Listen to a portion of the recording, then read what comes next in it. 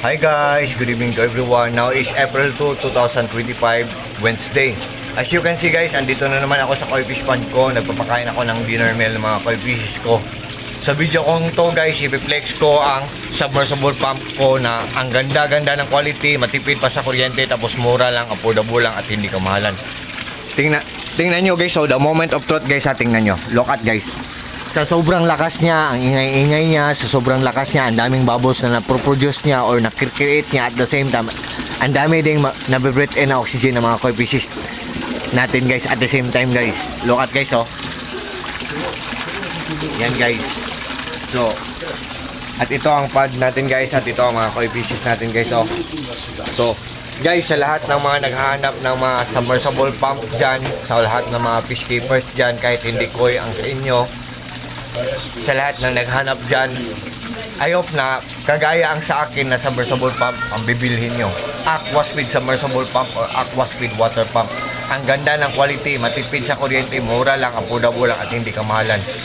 Pag nag-order kayo guys, pag nag-purchase kayo, for sure talagang hindi kayo maghihinayang guys. For sure talagang hindi kayo mag-regret kasi walang masasayang, kasi good talaga ang quality, tapos matipid sa kuryente, tapos mura lang. Oh, tingnan nyo guys, oh. What you see is what you get guys, nothing more, nothing less, walang labis, walang kulang. Believe me or not guys, maniwala kayo or sa hindi. Ang lakas-lakas niya. Oh. Oh. So, ito siya guys, oh. Oh. By the way, ito pala ang power station ko on the other term, or on the other word, tinatawag dito na portable solar generator. 9,000 pesos ang bili namin ito. 9,000 pesos plus ang bili namin ito. Hindi ko isasabi ang brand nito, pero kailangan ko talagang i-explain kasi mamomonitor niya or malalaman niya kung gaano katipid kumain ng kuryente ang isang gadget. Yan. Yan guys, oh. Aquaspeed submersible pump or Aquaspeed water pump.